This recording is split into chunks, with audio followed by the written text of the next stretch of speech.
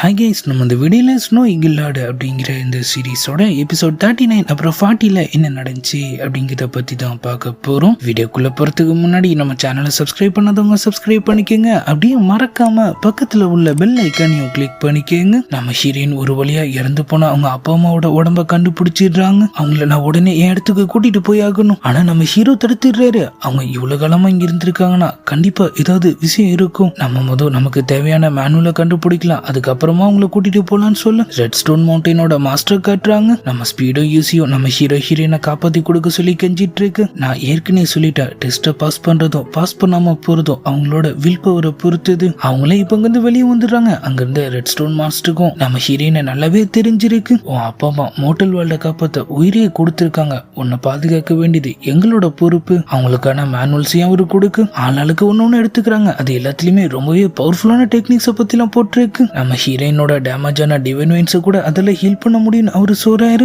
அதே நேரத்தில் demon clan உள்ள பூந்துடுறானுங்க. அவங்க இங்க என்ன பண்றாங்க? பிரச்சனை இல்ல, மேனுவல்ஸ் திருட எத்தனை பேர் முயற்சி பண்ணிருக்காங்க, ஆனா யாருமே இது வரைக்கும் ஜெயிச்சதே இல்ல. ஆனா நம்ம ஹீரோயினோட அப்பா அம்மா உடம்பு அங்கதான் இருக்கு. அவங்க ரெண்டு பேரும் வேகமா அவங்களுக்கு என்னாச்சுன்னு பார்க்க போக செகண்ட் பிரிஸ்ட் அவங்கள தூக்க ட்ரை பண்ணிட்டு இருக்கான். நம்ம செங்ஃபங்க பார்த்து அவங்க எல்லாருக்கும் இன்னமும் சாக்கா இருக்கு. மாஸ்டர் நீங்களா? நானே தாண்டான்னு சொல்லிட்டு அவர் அப்படியே அவங்களை அட்டாக் பண்ண ஆரம்பிச்சிடுறாரு. நம்ம ஹீரோவும் ஹீரோயினும் ஒன்னா சேர்ந்து அவர் கூட சண்டை போடுறாங்க. செகண்ட் பிரிஸ்ட் ஒரு பக்கம் அவங்க வேலையை காட்டிட்டு இருக்கான். சண்டையில நம்ம ஹீரோக்கு ரொம்பவே காயப்பட்டுருது. சுயிங், நீ இப்ப ரொம்பவே வீக்கா இருக்க. அவர் அங்கிருந்து கிளம்ப போக ஆள் தடுத்துடுறாரு. மாஸ்டர் எதுக்காக? நம்ம எம்பையரை பாதுகாக்கணும்னு நினைச்சினா நீ உன் உயிரை பத்தி கூட கவலைப்படக்கூடாது. அவர் அங்கிருந்து கிளம்ப அவர் ஃப்ரெண்ட்ஸ் எல்லாம் அங்க வந்துடுறாங்க. மாஸ்டர் தயவு செஞ்சு சுயிங்க காப்பாத்துங்க. ஆனா அவர் வாய்ப்பே இல்லைன்னு சொல்லிடுறாரு. பாய்சன் அவன் உடம்பு ஃபுல்லா பரவிடுச்சு. நான் வேணா அவனுக்கு ஒரு வாய்ப்பு தரேன்னு சொல்லிட்டு அவர் அப்படியே அங்கிருந்து ஒரு போர்ட்டல் ஓபன் பண்ணி அதுக்குள்ள அவர் அனுப்பி வைக்க அங்க நம்ம ஹீரோவோட மொத்த ஃபேமிலி இருக்காங்க. ஆளும் செம ஹாப்பியா இருக்காரு. நம்ம ஹீரோயின் கூட அவர் கூட இருக்காங்க. சரி வாங்க சாப்பிட போலான்னு சொல்லிட்டு அவங்க அப்படியே அங்கிருந்து கிளம்ப.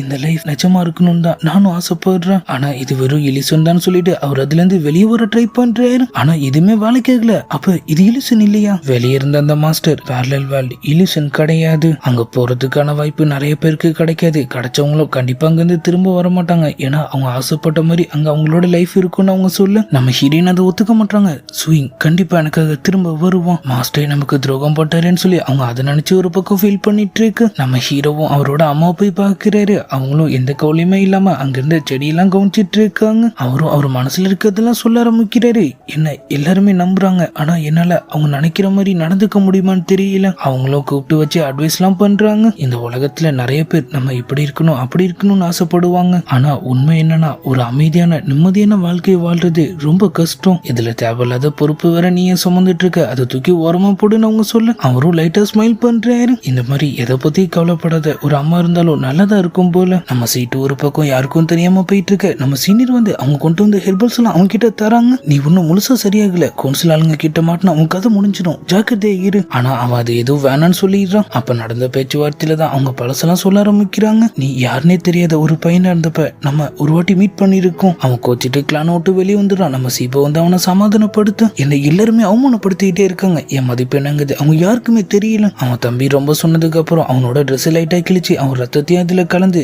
என்ன கண்டுபிடிக்க முடியல, இது மட்டும் தான் கிடைச்சிச்சுன்னு அவங்க கிட்ட சொல்லு. அவன் அங்கிருந்து கிளம்ப ஒரு டீமன் வந்து அவனை அட்டாக் பண்ண ஆரம்பிச்சிருது. ஆள் சமாளிக்க முடியாம போராடிட்டு இருக்கான். அப்பதான் டக்குன்னு நம்ம சீனியர் வந்து அவனை காப்பாத்துறாங்க. அந்த டீமன் காயப்பட்டு இருந்ததுனால அவன் மெடிசனை கொடுத்து அதை காப்பாத்தி விட்டுறான். அவன் அவனோட சர்வைவலுக்காக தான் என்ன அட்டாக் பண்ணான். இது அவன் தப்பு இல்ல. அவங்களும் நீ ரொம்பவே திறமசாலியாவும் புத்திசாலியாவும் இருக்க, உன் கிளானுக்கு தான் உன்னோட மதிப்பு தெரியலன்னு சொல்றாங்க. சீட்டு நீ கண்டிப்பா நல்லவன் தான், ஆனா நீ தான் உன்னை கெட்டவன நினைச்சிட்டு இருக்கு. நல்லவனா இருந்து என்ன பிரயோஜனம்? என்னை யாருமே இப்பயும் மதிக்கல. நான் என்னதான் கஷ்டப்பட்டு ட்ரைனிங் எடுத்தாலும் எல்லா புகழும் அந்த ஜூயிங்க்கு மட்டும் தான் கிடைக்குது. டீச்சர்ஸ் எல்லாருமே அவனை தான் ஸ்பெஷலா பாக்குறாங்க. நானும் ஒருத்தர் இங்க இருக்கிறது கூட யாருக்கனுக்கும் தெரியல. அப்ப நான் ஒரு கெட்டவனா இருக்கிறதுல என்ன தப்புன்னு அவன் கேட்கிறான். செகண்ட் பிரிஸ்ட் வர சொன்னு கேட்க அவங்கள போய் செயல மறைஞ்சுக்க சொல்லிடுறான். இன்னைக்கு டீமன் கிளான்ல ஒரு முக்கியமான சம்பவம் இருக்கு, நீ கண்டிப்பா அங்க வந்தாகணும். எனக்கான டீமன் டெக்னிக் எங்கன்னு அவன் கேட்க சூயிங்க கொன்னாதான் உனக்கு அது கிடைக்கும். அவன் அப்படியே அவன் சட்டையை பிடிச்சிடறான். ஏன்டா மாத்தி மாத்தி பேசுறீங்க? செகண்ட் பிரிஸ்ட் அவனை அடிச்சு தள்ளிட்டு நாங்க சொல்ற வழியை செய்யறதுக்கு தான் நீங்க இருக்கங்கிறத மறந்துடாத. இப்ப நேரா டீமன் கிளான் செகண்ட் பிரிஸ்ட் நம்ம ஹீரோயினோட அப்பா அம்மா டெட் பாடி அங்க கொண்டு வந்துடுறான்.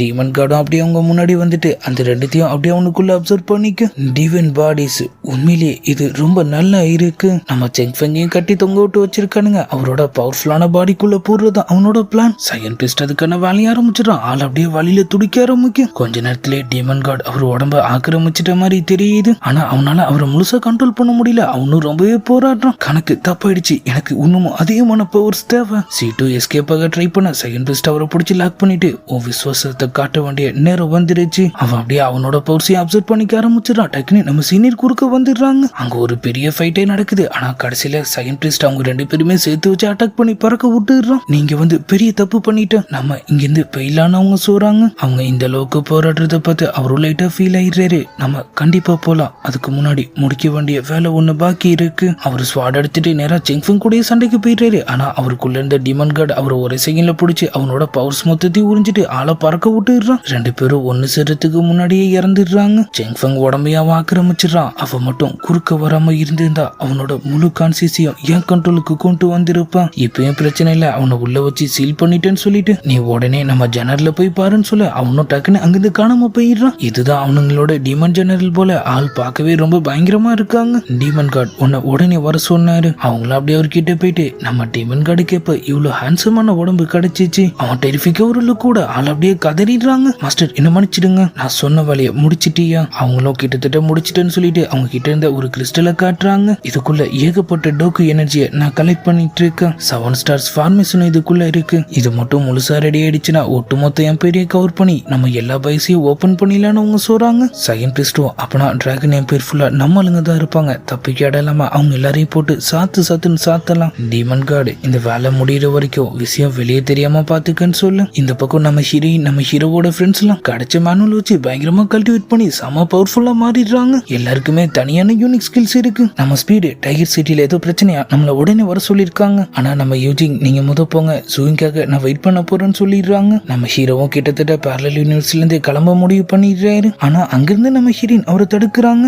காட் ஆஃபரோட ஆர்மர்லாம் காமிச்சு நீ இங்கே இருந்துருன்னு சொல்லு. அவரும் அதை அப்படியே டச் பண்றாரு. வார் நடந்த சீன்லாம் அப்படியே ஒரு கண்ணு முன்னாடி வந்து போகுது. கொஞ்ச நேரத்திலேயே அந்த ஆர்மரும் அப்படியே ஒருக்குள்ள போயிட்டு காணாம போகு. நம்ம ஹீரோயினும் சிரிச்சுட்டு அங்கிருந்து மறைஞ்சிடுறாங்க. ரெட் ஸ்டோன் மவுண்டன்ல வித்தியாசமா தான் நடக்க ஆரம்பிக்குது. அங்க இருந்த மாஸ்டர் நான் ஒருத்தனுக்காக காத்துட்டு இருக்கேன்னு சொல்ல அதை கேட்ட உடனே நம்ம ஹீரோயினும் குசியா போயிடுறாங்க. அவங்க எதிர்பார்த்த மாதிரியே நம்ம ஹீரோ வெளியே வராரு. பேரலல் யூனிவர்ஸ்ல இருந்து வெளியே வருது. நமக்கு மறு உயிர் கிடைச்ச மாதிரி. இப்போ உன் பாய்சனும் கிட்ட இல்ல, உன் கல்டிவேஷன் போறோம் பல மடங்கு அதிகமாயிருக்கு. அதுவும் இல்லாம நம்மால் ட்ரூ மீனிங் ஆஃப் ஸ்டார்லயும் இப்ப மாஸ்டர் ஆயிடுறாரு. டிராகன் எம்பேலியே உன் அளவுக்கு பவர்ஃபுல்லா யாருமே இல்ல சூயிங். அப்ப ஏதோ ஒரு அதிர்வு அவங்க ஃபீல் பண்றாங்க. வானத்துல எல்லாம் வித்தியாசமா ஏதோ நடக்க ஆரம்பிக்குது. நம்ம ஆளுங்களும் கலவரத்துக்கு ரெடி ஆயிடுறாங்க. அந்த பக்கம் அந்த டீமன் ஜெனரல் மக்களோட கான்சியஸ் எல்லாம் கண்ட்ரோல் பண்ணி ஒரு பெரிய படையை கூட்டிட்டு சிட்டியை நோக்கி போயிட்டு இருக்கு. கூட்டத்துக்கு நடுவுல நம்ம சிங்கோ பேலஸ் ஆளுங்களும் பூந்துடுறாங்க. போர் ஸ்டார்ட் ஆயிடுது. மோட்டல்ஸும் டீமன்ஸும் நேருக்கு நேர் மோதிக்க ஆரம்பிக்க உள்ள இருந்த நம்ம ஆளுங்களும் அவங்க வேலையை காட்ட ஆரம்பிச்சிடுறாங்க. ஜெனரல் இது சுத்தமா எதிர்பார்க்கல. அவங்களும் களத்துல இறங்கி அவங்களை அப்படியே காலி பண்ண ஆரம்பிக்கும். நம்ம ஆளுங்க பவர்ஸை பத்தி சொல்லவே வேணாம். ஆனா அவங்களோட ஸ்வாட்ல அவங்க உருவாக்குன அந்த டோக்கை கிறிஸ்டலோட பவரை யூஸ் பண்றாங்க. டக்குன்னு அந்த இடமே ஒரு செகண்ட் ஸ்லோ ஆயிடுது. ஆனா அவங்க ஸ்பீடா இருக்காங்க. நம்ம சீனியர்ஸ் மொத்த பேருக்கு மார்க் போட அவங்களும் அப்படியே கீழே விழுந்துடுறாங்க. அவங்க திரும்பவும் தட்டு மாதிரி எந்திரிச்சு நிக்க மாசேன்றியா நம்ம ஹீரோவும் ஹீரோயினும் உள்ள பூந்துடுறாங்க. அந்த ஜெனரல் அதே வித்தையை அவர்கிட்ட யூஸ் பண்ண நம்மால அவரோட வித்தையை காட்டிடுறாரு. டயத்தை ஃப்ரீஸ் பண்ணிருக்கிற அதே நேரத்துல நம்மால அவரோட ஈட்டியை சொல்லட்டு அது அதிர்ச்சியாகத்துக்குள்ள ஒரே போட்டு ஆளு சதற விட்டுறாரு. Demon card வெறியாயிடுறான். சூயிங் உன்னை இப்பவே முடிச்சு கட்டுறான். அவனும் செகண்ட் பிரிஸ்டோ களத்துல இறங்க நம்ம ஹீரோவும் ஹீரோயினும் ஆளுக்கு ஒருத்தனா பிரிச்சு எடுத்துக்கிறாங்க. நம்ம ஹீரோ அவனை போட்டு பொழந்து கட்டுறாரு. போட்டு தள்ளத்துக்கு வாய்ப்பு வருது. ஆனா அவருக்கு மனசுதான் வர மாட்டேங்குது. உள்ள நம்ம சென்ஃபங்கோட கான்சியஸ் வேக்கப் ஆயிட்ட மாதிரி தெரியுது. டீமன் கார்டோட கான்சியஸ் அவருக்கு நேரா பறந்துட்டு இருக்கு. அவர் அந்த பக்கத்துல இருந்து அவனை போட்டு அட்டாக் பண்ண ஆரம்பிக்க நம்ம 2 பேரும் இப்ப ஒண்ணு நான் செத்தா நீ செத்துருவ, நான் செத்தாலும் பரவாயில்ல நீ சாகிறதாண்டா எனக்கு முக்கியம் ஒரு சோறாயிரு. அவரு பண்ற வேலையால அவன் ஒண்ணுமா அடிக்கடி இங்க ஸ்டக் ஆகுறான். ஆனா நம்ம ஹீரோ அவரை கொல்றதுக்கு மனசே இல்லாம கஷ்டப்பட்டு இருக்கேன். டீமன் கார்டோட கான்சியஸ் நம்ம செங்ஃபங் அட்டாக் பண்ணிட்டு ஆள் திரும்பவும் அப்படியே எந்திரிச்சு நிக்கிறாரு. உன்னால என்ன கண்ட்ரோல் பண்ண முடியுங்கும் போது என்னாலையும் அது முடியும்ல. அவரை தூக்கி நம்ம ஹீரோவோட ஈட்டில சொருகிக்கு மாஸ்டர்னு அவரு சொல்றாரு. அவருக்கும் கான்சியஸ் வந்துட்ட மாதிரி தெரியுது. சூயிங் என்ன திரும்ப மாஸ்டர்னு சொல்லுவான்னு நான் நினைச்சே பார்க்கல. இது எனக்கு போதும்னு சொல்லி அவர் அப்படியே கண்ணை மூடு. அவர் உடம்ப சதற விட்டுட்டு டீமன் கார்டு வெளியே வந்துடுறான். செகண்ட் பிரிஸ்ட் மாஸ்டர் இது நமக்கு கிடைச்ச கடைசி வாய்ப்பு. நீங்க இந்த வார்ல கண்டிப்பா ஜெயிச்சே ஆகணும்னு சொல்லிட்டு அவன் அப்படியே அவனோட பவர்ஸை யூஸ் பண்ண ஒரு செடி மாதிரி ஏதோ ஒண்ணு வந்து அப்படியே நம்ம ஹீரோவோட கைக்கெல்லாம் லாக் பண்ணிடுது. அதுல இருந்து நிறைய ஃபிளவர்ஸும் உருவாகுது. டீமன் கிளானோட ஸ்கேடு ஃபிளவர் உன் பவர்ஸை அப்சர்வ் பண்ணி சீக்கிரமாவே உன்னை இது சாக அடிச்சிரும். நம்ம கேங் மொத்தமும் அந்த செடியை தான் அட்டாக் பண்ணிட்டு இருக்காங்க. ஆனா ஒன்னும் வேலைக்காக மாட்டிக்குது. உள்ள அவரும் போறாரு. அவர் பவர்ஸும் வேலை செய்ய மாட்டேங்குது. நம்ம ஹீரோயின் ஒரு பக்கம் டீமன் கார்டை சமாளிக்கிறாங்க. நம்ம யூசி அவங்க ஐசைட் பவர் யூஸ் பண்ணி பார்த்துட்டு இதோட கோர் மாறிக்கிட்டே இருக்கு, நான் அட்டாக் பண்ற இடத்துல நீங்களும் அட்டாக் பண்ணுங்க. அவங்களும் அதே மாதிரியே பண்ணிட்டு இருக்காங்க. ஆனா நம்ம ஹீரோயினுக்கு சமையாடி பட்டுது. நம்ம ஹீரோ யூஜிங் நான் உன்னை கண்டிப்பா காப்பாத்தியே தீருவான். ஆனா அவரால் ஒண்ணுமும் எதுவும் முடியல. இந்த பக்கம் நம்ம யூசி அளவுக்கு அதிகமான பவர்ஸ் யூஸ் பண்ணி அவங்க ஒரு பக்கம் அடி வாங்கிடுறாங்க. நம்ம குயின்சன் அவரு ஃப்ரெண்ட்ஸ்னு சொல்லி எல்லாருமே கொஞ்சம் கொஞ்சமா காலி ஆயிட்டே போகும். அவரோட கோபமும் அதிகமாயிட்டே போகுது. டக்குன்னு அவருக்குள்ள இருந்த ஏன்ஷியன்ட் பிளேட் வேக போக கண்ணா நெருப்போட ஆள் டெரரா மாறிடுறாரு. அவரு பவர்ஸை தாங்காம அந்த ஸ்கேடு ஃபிளவரை எரிஞ்சு சாம்பல் ஆயிடுது. டீமன் கார்டு அட்டாக் பண்ண நம்ம ஹீரோயின் குறுக்க வந்து காயப்பட்டுறாங்க. அவங்கள அப்படியே கீழே சாச்சிட்டு கொஞ்ச நேரம் வெயிட் பண்ணு. அவர் அப்படியே காத்திலே நடந்து போய் அவரோட ஈட்டிய அவங்க நெஞ்சிலே சொருகிடுறாரு. உன்னால எப்படி ஒரு மோட்டலா இருந்து இவ்வளவு பவர்ஃபுல்லா இருக்க முடியுது? ஏன்னா நான் டிராகன் பேரை சேர்ந்தவன் அவர் சொல்லு. ஆள் பொத்துனி கீழே விழுந்து செத்துறான். அவனோட சேர்ந்து அவனோட ஒட்டுமொத்த கிளானும் காலியாகிற மாதிரி காமிச்சதோட நம்ம யூசி உட்பட கலவரத்துல நிறைய பேர் இறந்துடுறாங்க. ஆனா டீமன் ஆட்டம் இதோட முடிஞ்சிருது. சிட்டியும் கொஞ்சம் கொஞ்சமா பழைய நிலைமைக்கு திரும்ப ஆரம்பிக்க நம்ம ஹீரோ அவர் கேங்கோட மேல நின்று அது எல்லாத்தையும் பார்த்துட்டு இருக்காரு. அவர் அப்பா சொன்ன கதை தான் அவருக்கு ஞாபகம் வருது. மத்த உயிரை சமமா மதிக்கிறது தான் ரொம்பவே முக்கியம். நம்ம கூட இருக்கிறவங்களை பாதுகாக்கணுங்கிற எண்ணம் தான் ஹீரோஸை உருவாக்குது.